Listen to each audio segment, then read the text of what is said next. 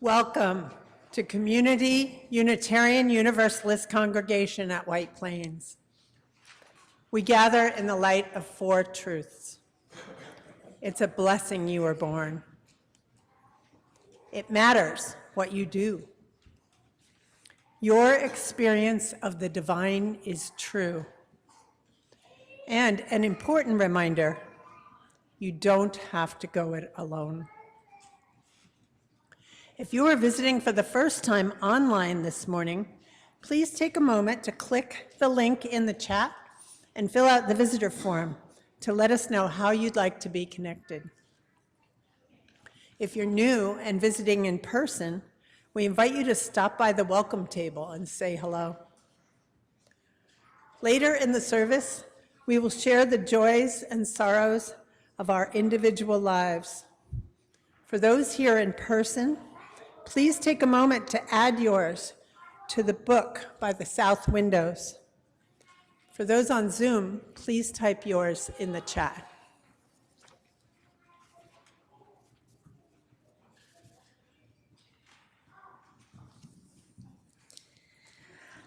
Our opening words this morning come from Penny Hackett Evans. Each of us brings a separate truth here. We bring the truth of our own life, our own story. We don't come as empty vessels, but as full people, each with our own story and our own truth. We seek to add to our truths, to add to our stories. This room is rich with truth, rich with experience. All manner of people are here, needy, joyful, frightened, anxious, bored. We bring our truth with us. May we all recognize the truth and the story in other lives. May we hear and honor the truths that we all bring as we gather here together. Together, we have truths. Together, we have a story. Together, we are a community. Together, we light our chalice, this vessel that holds our covenant and our commitment. Come, Let us worship together. And as we do, we enter the quiet of the forest of the American South, imagining those still enslaved in the 19th century, listening, and gently singing a prayer that they may be called to hush.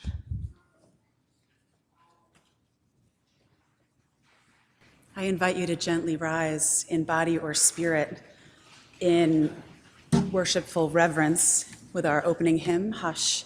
It's number 1040 in the Teal hymnal.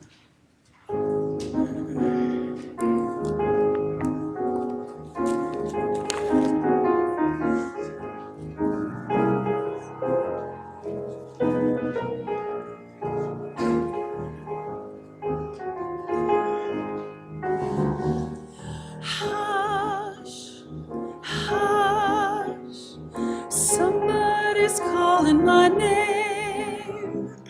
Hush, hush. Somebody's calling my name. Hush, hush. Somebody's calling my name. Oh my Lord, what shall I do? What shall I do? Sounds like freedom. Somebody's calling my name. Sounds like freedom. Somebody's calling my name. Sounds like freedom. Somebody's calling my name. Oh my Lord, what shall I do? What shall I do? Sounds like justice. Somebody's calling my name. Sounds like justice. Somebody's calling my name. Sounds like justice. Somebody's calling my name. Oh my Lord, what shall I do? What shall I do? Soon one morning, death come creeping in my room. Soon one morning, death come creeping in my room. Soon one morning, death come creeping round my room. Oh my Lord, what shall I do? What shall I do? I'm so glad that trouble don't last always. I'm so glad that trouble don't last always. I'm so glad that trouble don't last always. Oh my Lord, what shall I do? What shall I do?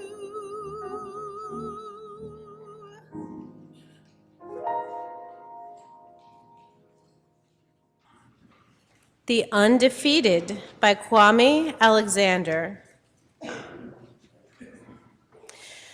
This is for the unforgettable, the swift and sweet ones who hurdled history and opened a world of possible, the ones who survived America by any means necessary, and the ones who didn't. This is for the undeniable, the ones who scored with chains on one hand and faith in the other.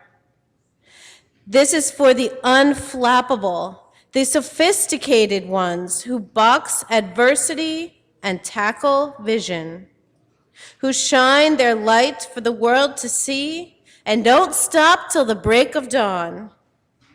This is for the unafraid, the audacious ones who carried the red, white, and weary blues on the battlefield to save an imperfect union.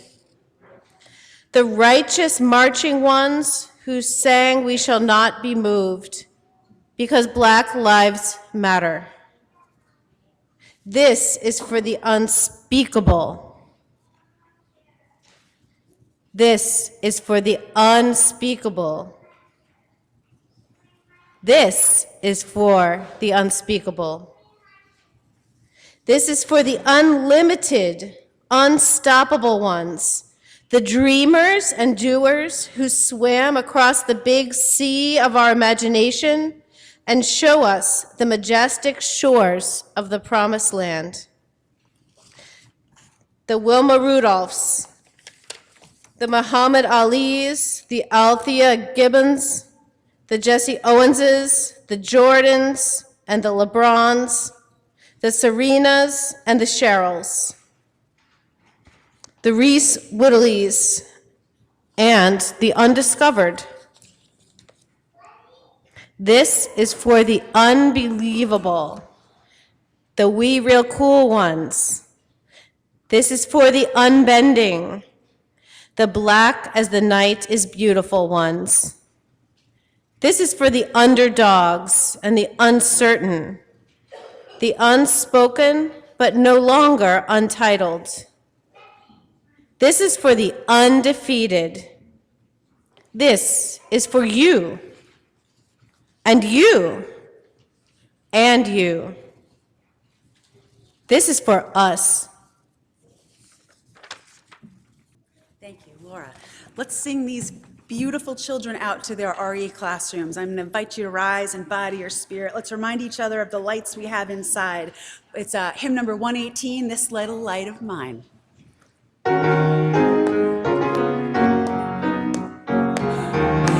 little light of mine, I'm gonna let it shine. This little light of mine, I'm gonna let it shine.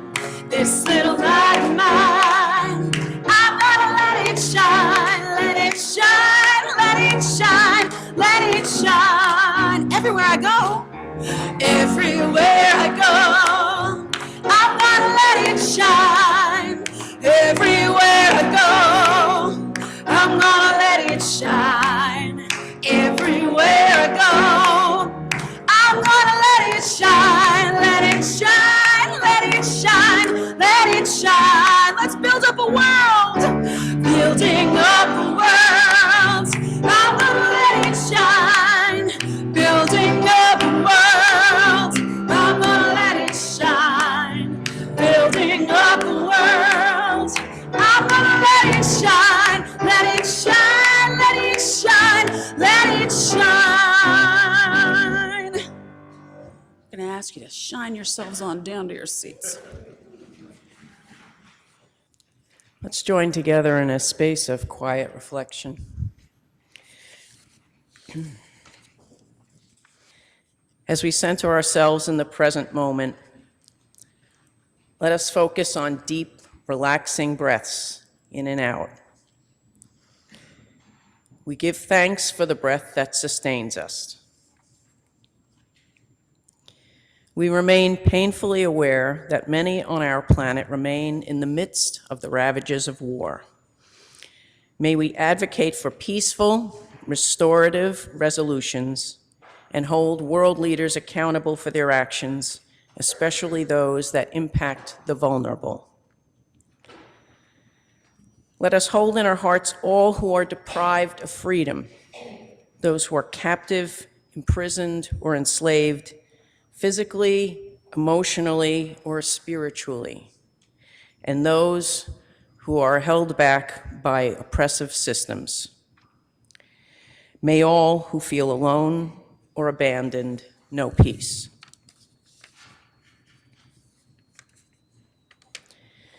We remember all in our midst who are ill or injured. May healing be swift and complete, and may we as a community respond to those in their time of need. And we ask the spirit of justice to abide in each of us and inspire us as individuals and as a community to respond to injustices everywhere so that we may create a more equitable world. For all that is spoken and all that remains in our hearts, let us take a moment of silence.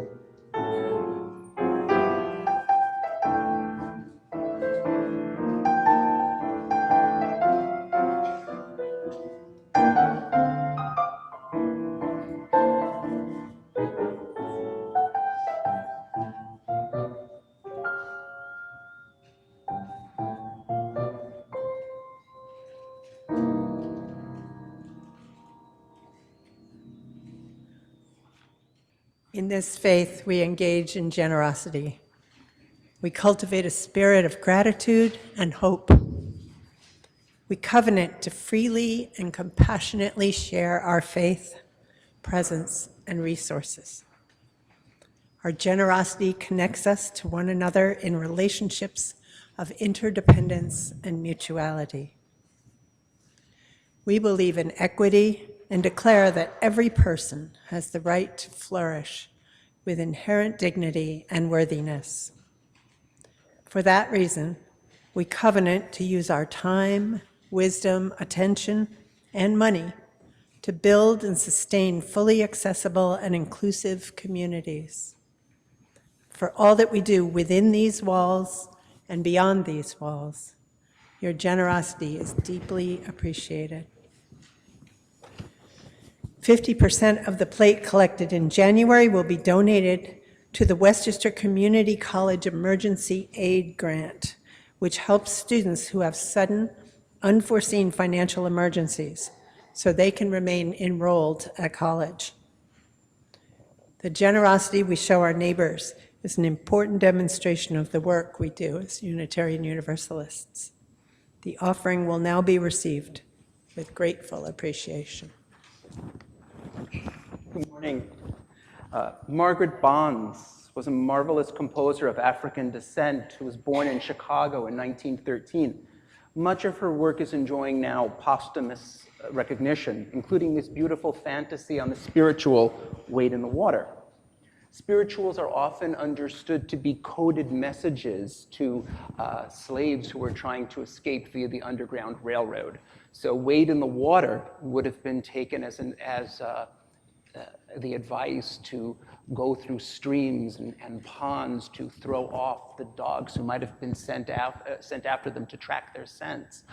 I also think it's an expression of religious faith, for example, alluding back to the book of Exodus, when the Jews had just been emancipated from Egypt and were then being pursued by their former captors, and God commanded them to walk into the waters of the Red Sea and promised to part those troubled waters for them. So walk into the troubled waters as seen by Margaret Bonds.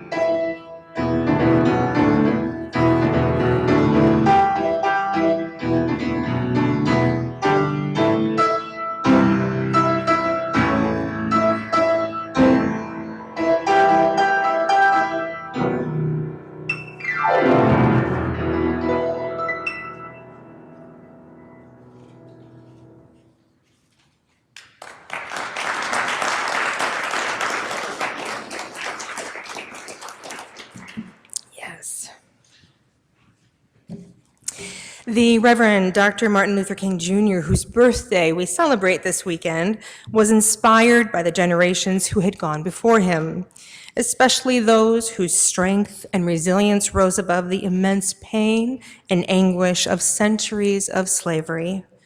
We hear this in the story of an enslaved woman whose baby may be stripped away from her, inspired by a simple advertisement and powerfully told by singer-songwriter Rihanna Giddens.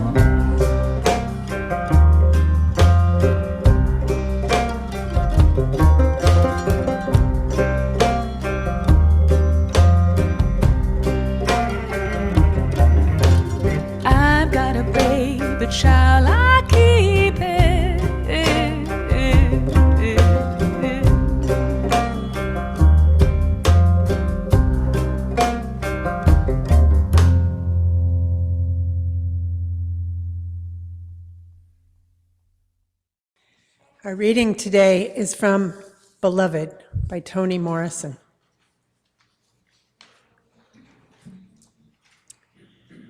When warm weather came, baby Suggs, holy, followed by every black man, woman, and child who could make it through, took her great heart to the clearing.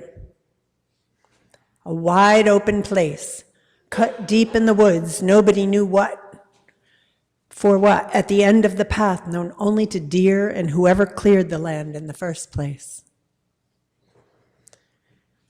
In the heat of every Saturday afternoon, she sat in the clearing while the people waited among the trees. After situating herself on a huge, flat-sided rock, baby Suggs bowed her head and prayed silently. The company watched her from the trees. They knew she was ready when she put her stick down. Then she shouted, "Let the children come," and they ran from the trees toward her. "Let your mothers hear you laugh," she told them, and the woods rang. The adults looked on and could not help but smiling. Then, "Let the grown men come," she shouted. They stepped out one by one from among the ringing trees. "Let your wives and children see you dance," she told them, and ground life shuddered under their feet. Finally, she called the women to her. "Cry," she told them, "for the living and the dead. Just cry." And without covering their eyes, the women let loose.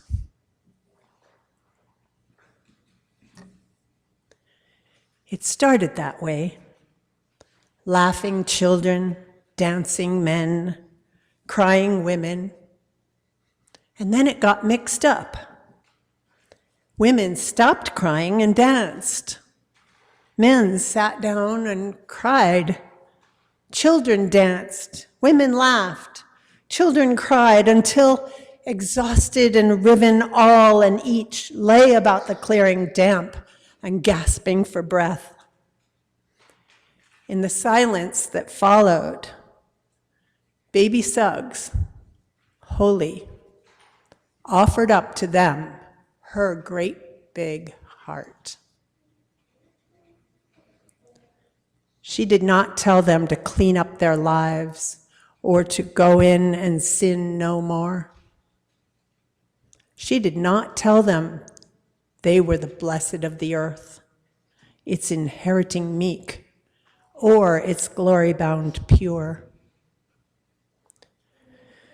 She told them that the only grace they could have was the grace they could imagine.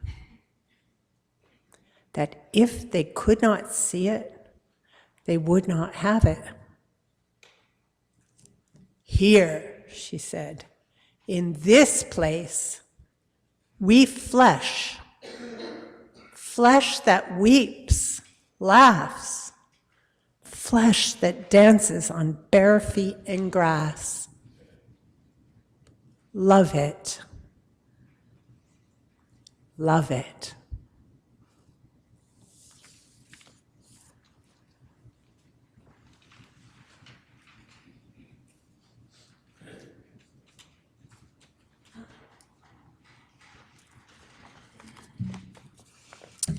You may have noticed that I am not Reverend Kimberley Debus.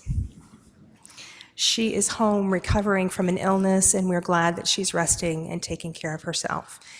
In her absence, your worship team has kept things moving along seamlessly, and it's my privilege this morning to read the sermon that she wrote.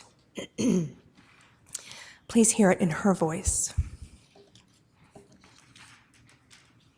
The grace we could imagine has called us, and we now sit in the clearing of our imaginings, called together by Toni Morrison's character, Baby Suggs. We now sit in the clearing, hearing through Rihanna Giddens' song a powerful story behind a real classified ad suggesting that an enslaved woman's baby could be included in the sale at the purchaser's option. We now sit in the clearing and we wonder. We wonder about stories, the stories we know, the stories that may be true or simply contain truth, the stories we hear and sing. By now, the musical Hamilton has become part of the fabric of our culture, thanks to Lin-Manuel Miranda and his love of history and incredible talent. We know more not only about the power of hip-hop as a musical art form and what it means to have representation on a major stage, but also more about Alexander Hamilton himself, his history, his influence, and, spoiler alert, his death at the hands of Aaron Burr. We also know something of what the man might have been like, his inner life, his loves and passions, his habits, his laudable qualities, and his reprehensible foibles. Or at least, we think we know, based on a combination of written records, firsthand accounts, and a great deal of imagination. This imagination matters because documentary history is often dull and leaves only breadcrumbs that tell us something of a life lived, and usually only that of the notable, rich, powerful, winning ones. We often don't hear about the people who loved and hated them, the people who fought for them or rallied behind them or otherwise supported them. Miranda included a rich postscript in the finale about Eliza Hamilton and her accomplishments, but we hear the question we all ask of our lives in the refrain, "And when my time is up, have I done enough? Will they tell my story?" We talk a lot about story in Unitarian Universalism and how story's power helps us draw the circle wide because we learn more about other people's experiences, truths, and perspectives. Those stories are important for building our capacity for empathy and compassion, not just the facts like the advertisement Giddens sang of, but the stories of the people involved. These stories tell us what's behind the curtain, how words and actions that seem straightforward sometimes are coded or have hidden meanings or simply remove humanity. We are called to witness each other's stories, and yes, that includes these hard stories. This is where our anti-racism and anti-oppression work starts, by seeing people as people, witnessing their joys and sorrows, holding their realities. We listen to and accept the truth in the stories of others from our present and also from our past. But whose stories? What of the people whose names we've never heard? When my time is up, have I done enough? Will they tell my story? As it happens, sometimes that answer is yes. Ashley Bryan, an African-American children's book author and illustrator, acquired a collection of slave-related documents in an auction. One document in particular captured his imagination, the Fairchild's appraisement of the estate.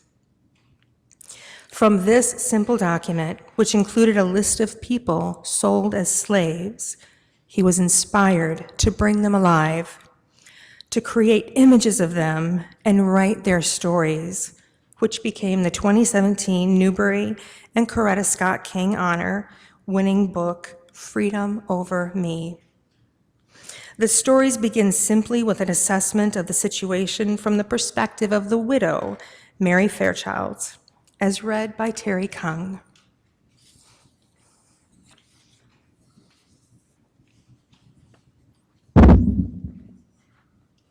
I mourn the passing of my husband, Cato Fairchilds. He managed our estate alone. 11 Negro slaves. They carried out the work that made our estate prosper. He never hired an overseer. My husband apprenticed slaves to learn trades: carpentry, sewing, pottery, basketry, ironwork.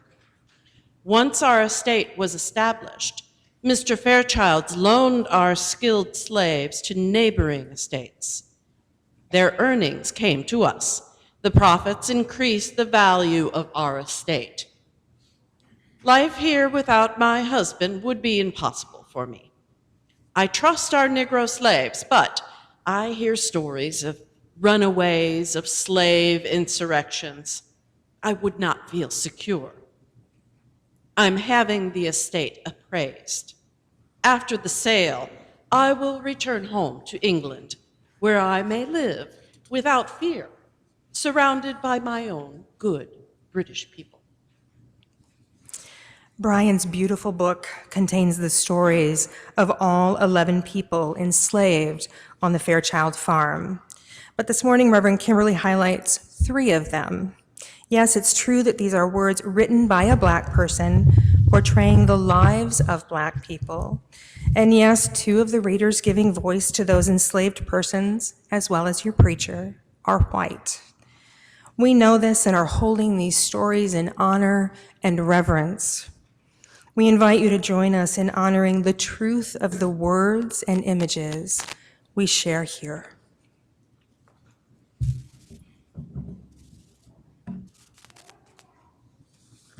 Joe Majak, Jeff Tomlinson, and Adine Usher will share the stories of Peggy, age 48, sold for $150. Bacchus, age 34, sold for $250. And Althea, age 42, sold for $175. I am the Fairchild's cook. Very good. I am the Fairchild's cook. I work in the house day in, day out, making special meals for the Fairchilds. Plain foods for the slaves. Like a field hand, I work hard, all profit to the estate. Mrs. Fairchilds praises my cooking. She often chooses a menu and invites friends to show off my skills. Afterward, I sneak leftover food to the slaves. As cook to the Fairchilds, I am free to wander the estate gardens and the woods. I learn about local plants for cures, sarsaparilla and chamomile roots, spruce and buttermilk roots.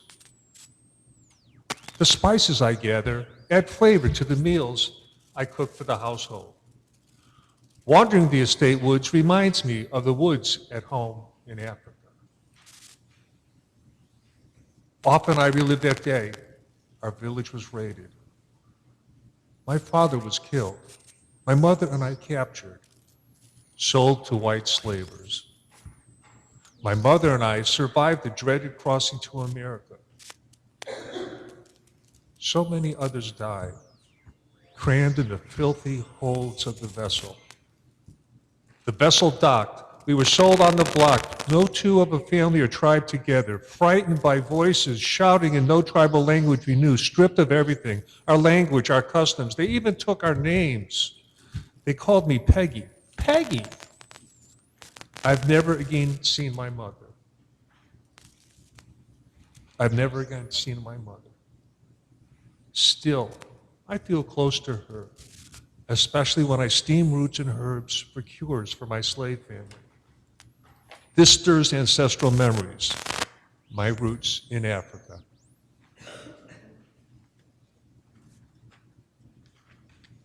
My wife Charlotte and our daughter Dora keep my hope alive that one day we will be free. I was apprenticed to a blacksmith. I learned to work with metals. I make estates railings and fences. I make metal parts and objects for the big house. My curved metal patterns impressed the Fairchild's guests. They said my work was as grand as metal balconies they saw in New Orleans. Slaves working at the foundry during breaks told tales of runaways, knew of slaves' insurrections and slave independence in Haiti. At night, I study the stars, the North Star, the drinking gourd. What chance would I have with wife and child of avoiding the patrol-rollers and bloodhounds to connect with help from other slaves and good people on the road to freedom? So much planning, so much wishing. Now we are up for sale. I hardly sleep at night. I have terrible thoughts of separation, powerless to keep my family together. At night, I hold Charlotte close. Dora sleeps quietly on her straw mat.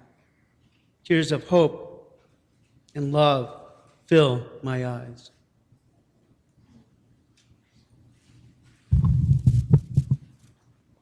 All we've known as slaves is work. Work from dawn to dusk, in rain, cold, stifling heat. I'm laundress for the Fairchild estate. I do the clothes, bed linen, draperies.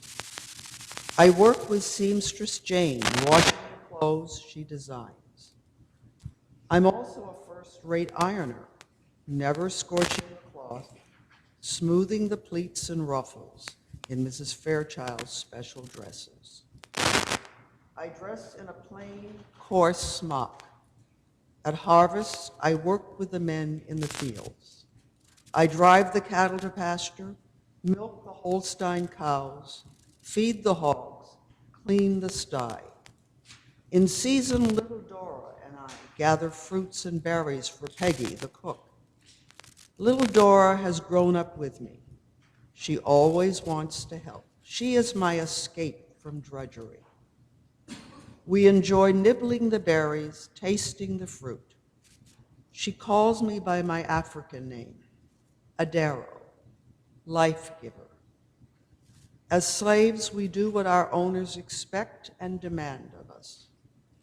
As human beings, our real lives are our precious secrets.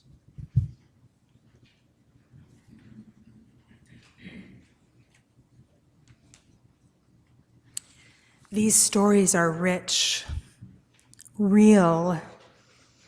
The people are no longer caricatures, no longer epitaphs, no longer one line on a bill of lading.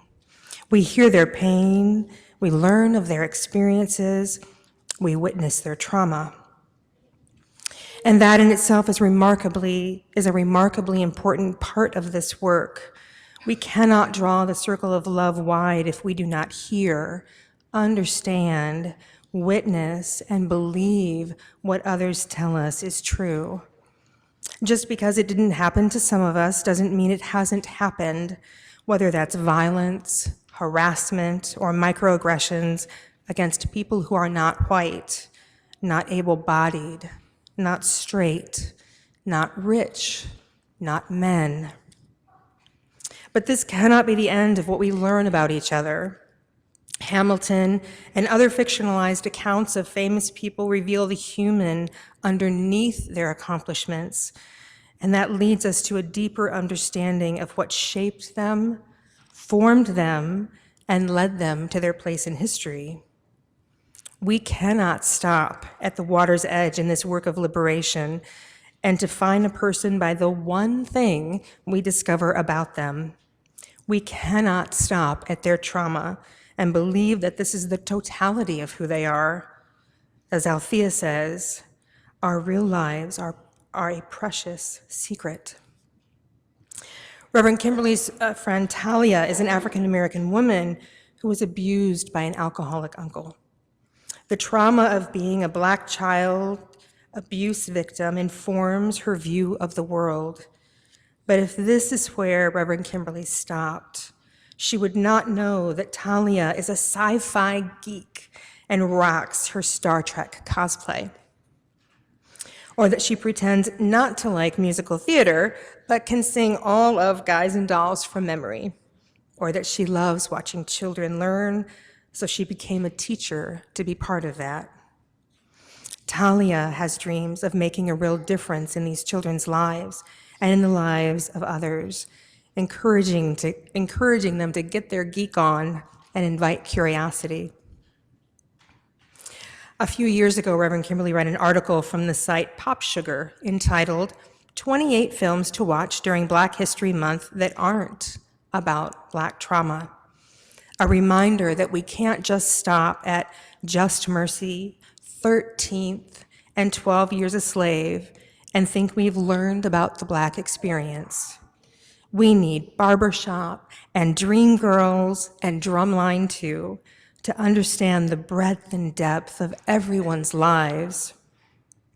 If we are to truly affirm and promote the inherent worth and dignity of every person, then we have to make room for their joys, their dreams, and their aspirations too. Now, aren't you a little more curious about the real lives of those enslaved people whose stories we heard? Who are they really? Where did they come from? What are their aspirations, their hopes, their secrets? Brian was curious too and dug in deep to offer their dreams. On the naming day ceremony, my parents named me Mariama, gift of God. My parents calling Mariama, Mariana, sings on in me. As cook to the Fairchilds, my room was built onto the shed behind the big house. But no advantage of working the big house separated me from my brothers and sisters working in the fields. I tell the slave child Dora stories about each plant. I teach her basic steps in cooking well, just as my mother taught me. My knowledge makes me hunger for more. Reliving the aches, the pains, the suffering of the slaves is my chief joy. When the young boy John suffered a head injury, he came to me. I examined the wound, then bound a poultice of roots and herbs around his head. Mrs. Fairchild's dinner guests praise my cooking. The praise, however, that touches my heart is to hear the slaves call me herb doctor. Our owners see us as laborers. They boast of our skills, hire us out. Everything we do profits to their estates. They do not know that no matter what the tasks, our lives are within. As I work, I think of my wife, Charlotte, of our daughter, Dora, the fragile lives. I work with metals, from steel to brass. I master the art of forging with fire. With tongs holding hot metal taken from a glowing furnace, I pound with a heavy hammer, an outlet for anger, for rage. Wham, wham. Every stroke striking the note. Wham, wham. A blow for justice. Bam, bam. A cry for respect. Blam, blam. The beat on the anvil. A plea for freedom. Calling, calling. Freedom, freedom. Oh, freedom. I've never forgotten how the teaching and learning in my African village was by example and by voice. We listened to the village griot, champion of our tribe. We learned stories and songs that lived on in us. Peggy and I teach little Dora, keeping alive the oral tradition. When I teach little Dora, I feel I live up to my name. Our stories and songs strengthen our lives. That's why the elders Cush and Melvina lift our spirits with songs they create. Songs to the biblical stories we've heard, songs to our longing and feelings. Through all my years enslaved, I've listened to ancestral voices echoing through my weariness, giving me strength to withstand injustice, to believe in myself and survive. May our songs and stories keep alive in us the will to grow in learning, the longing to be free. They dreamed of freedom, aspired to return or to find a better life. As Morrison writes, the only grace they could have is the grace they could imagine. They dreamed of freedom, of a beloved community that held the totality of their lives, not just their traumas, not just the epitaph, not just the line on an estate assessment, but a beloved community that saw them, that sees each and every one of us as whole, complex, and fully human. We often talk about Dr. King's dream as if it's the first time anyone had a dream about equality, freedom, and liberation.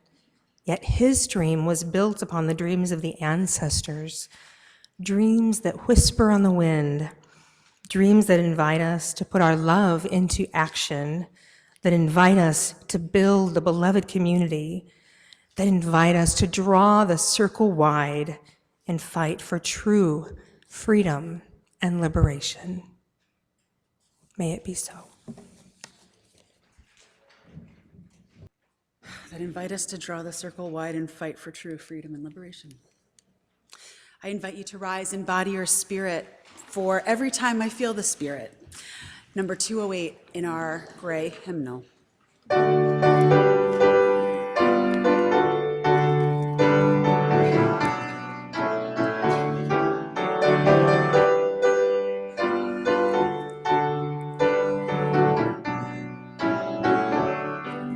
Every time I feel the Spirit moving in my heart, I will pray. 'Cause every time I feel the Spirit moving in my heart, I will pray.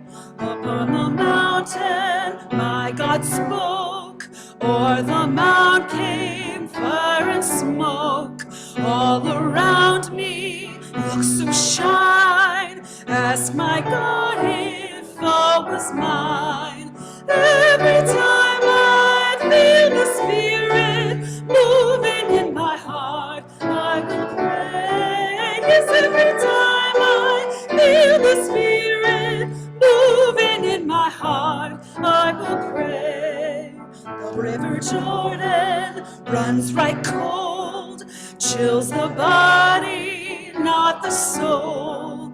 Ain't but one train on this track, runs to heaven and right back.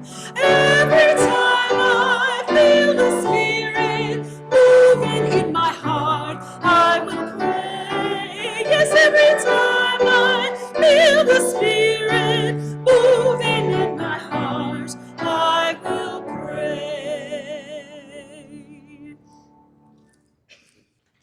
In the words of John Lou Johnstone, we shall overcome when we can truly celebrate the diversity of contributions and talents offered by all people. We shall overcome hatred and prejudice and oppression. When we can truly extend our hands to one another in loving acceptance, we shall overcome the past that haunts us now. Living in peace and freedom, we shall overcome the wrongs that have happened and the debts left unpaid. Let us join together in that commitment to overcome, to let our light shine, and to draw the circle wide. Thank you for being with us today. After worship, we invite you to join us for coffee and conversation in the fireside area. Parents and caregivers, we ask that you please pick up young children first.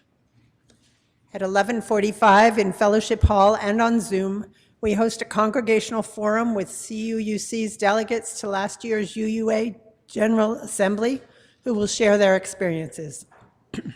Then at 4:30, we have a family movie night here in the sanctuary with a viewing of the comedy Yes Day. There will be popcorn. Next Friday, we gather for a Vespers service in the fireside area to offer prayers for peace in the Middle East. On Saturday morning, volunteers will come and sort and bag the children's clothing we have collected so it can be distributed to the families who need it. We need volunteers of all ages to help us sort clothing next Saturday. Please contact Carolyn Hansen or Laura Sedeva. On Sunday, after worship, we have our Life of the Congregation Fair to share ways you can engage with CUUC. And following the fair, Reverend Paul leads a forum on community care and accountability, our first step on the path to creating a congregational covenant. This month, you can sponsor new backpacks and school supplies for local youth. Look for the table after worship. Our 2024 Common Read title on repentance and repair is available to purchase. And if you'd like to help with our food scrap recycling program, see Janet Baer or Cynthia Roberts. Our weekly e-communitarian and RE newsletters offer detail for these and more opportunities to connect and nurture this community that is so dear to all of us. After enjoying the parting music composed by our friend Valerie Capers, please greet your neighbor and accompany them to coffee hour in the fireside area.